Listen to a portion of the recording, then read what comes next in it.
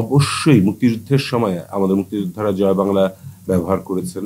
এটি আমাদের সবার কাছে অত্যন্ত কি বলবো শ্রদ্ধার এবং একটা পবিত্র বিষয়। কিন্তু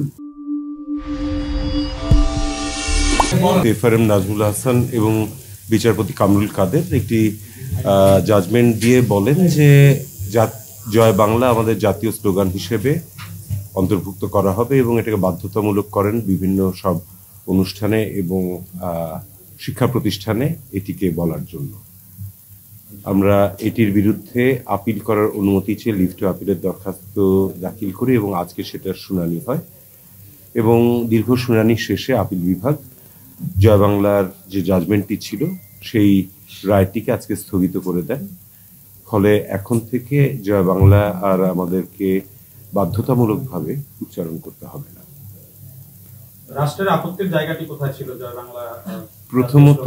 প্রথম আপত্তির যে বিষয়টি সেটি হচ্ছে যে এটি সম্পূর্ণভাবে একটি পলিসিগত নীতিগত বিষয় সিদ্ধান্ত, যেটি নিবে পার্লামেন্ট অথবা যেটি নিবে সরকার, মন্ত্রিপরিষদ হোক, সরকার হোক, এবং একটি দেশের জাতীয় কোনো কিছুকে ঘোষণা করার আগে একটা পপুলার ম্যান্ডেট অর্থাৎ জনগণের কাছ থেকেও এটা শোনার প্রয়োজন রয়েছে। কিন্তু একটি রিট পিটিশন দাখিল করার মাধ্যমে, পাবলিক ইন্টারেস্ট লিটিগেশনের নামে একটা রিট পিটিশন দাখিল করার মাধ্যমে কোনো প্রকার আইনগত ভিত্তি ছাড়া এটিকে ঘোষণা করে দেওয়াটা আইনগতভাবে বৈধ নয়। এটি ছিল হচ্ছে আমাদের মূল প্রতিপাদ্য বিষয়। এবং আরেকটি যেটা ব্যাপার রয়েছে সেটি হচ্ছে যে আমাদের বর্তমানের যে সংবিধান সেটি যখন তৈরি করা হয়েছিল 1972 সালে, তখন আমাদের যারা ফ্রেমার্স অফ দ্য কনস্টিটিউশন ছিলেন তারা সবকিছু ভেবে চিনতে আমাদের অনুচ্ছেদ 4-এ আর্টিকেল 4-এ জাতীয় কি কি হবে সেগুলোকে উল্লেখ করে দিয়েছেন, তার মধ্যে জয় বাংলা ছিল না।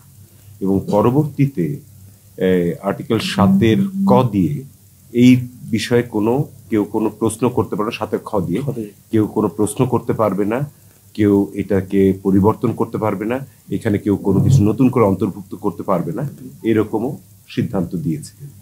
তো এই সিদ্ধান্ত থাকার পরে আদালত জোর করে কারো উপরে কোনো কিছু চাপিয়ে দেওয়ার, এরকম জাতীয় কোনো বিষয় চাপিয়ে দেওয়ার এখতিয়ার থাকে না। একসময় জয় বাংলাতে মুক্তিযুদ্ধের সময় জয় বাংলা স্লোগানটা ছিল, কিন্তু পরবর্তীতে আমরা দেখেছি যে আপনি মনে করেন যে আওয়ামী সরকার আসলে এই জয় বাংলা কিন্তু তাদের দলীয় স্লোগান হয়ে গিয়েছে, সেটা কি আসলে সব দলের উপরে চাপিয়ে দেওয়ার চেষ্টাটা ছিল? জি, অবশ্যই মুক্তিযুদ্ধের সময় আমাদের মুক্তিযোদ্ধারা জয় বাংলা ব্যবহার করেছেন। এটি আমাদের সবার কাছে অত্যন্ত কি বলবো শ্রদ্ধার এবং একটা পবিত্র বিষয়। কিন্তু মানুষের যে স্বাধীনতা রয়েছে এবং পরবর্তীতে যেটা দেখেছি আমরা সেটা হচ্ছে যে সময়ের বিবর্তনে এই যেটি আমাদের সকল মুক্তিযোদ্ধার মুখে ছিল সেটিকে তারা একটি দলীয় স্লোগানে পরিণত করেছিলেন। এই দলীয় স্লোগানটিকে যখন জাতীয়করণ করার চেষ্টা করা হয়েছে, সবার উপরে চাপিয়ে দেওয়ার চেষ্টা করা হয়েছে, এবং যেহেতু পার্লামেন্ট থেকে সংবিধানের মধ্যে ওটিকে ঢুকিয়ে দেওয়া যাচ্ছে না, তখন আদালতের ঘাড়ে বন্দুক রেখে কাজটি যে করার চেষ্টা করা হয়েছে এটি সম্পূর্ণভাবে অবৈধ। ইন ফিউচার সরকারের কি ভিউ থাকবে সেটা তো সরকার বলতে পারবে, আমি আইনগতভাবে আপনাকে বলতে পারি। সরকারের ভিউ পয়েন্ট তো আমি এখানে রিলিভ করার জন্য নেই।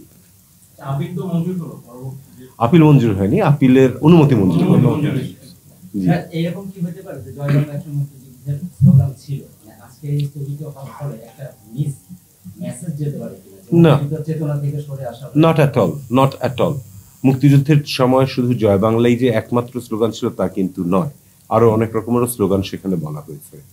তো সেগুলো সব বাদ দিয়ে যেটি সম্পূর্ণভাবে বিগত ফ্যাসিস্ট রেজিমের একটা কি বলবো দলীয় স্লোগান হিসেবে, এবং আরো খারাপভাবে যদি বলি যে বিভিন্ন ব্লগাররা এটাকে যেভাবে ব্যবহার করছেন, তাতে আমার মনে হয় যে এটার যে ভাবগাম্ভীর্য ছিল সেটি অনেক আগেই বোধহয় অনেকখানি ম্লান হয়ে গিয়েছে।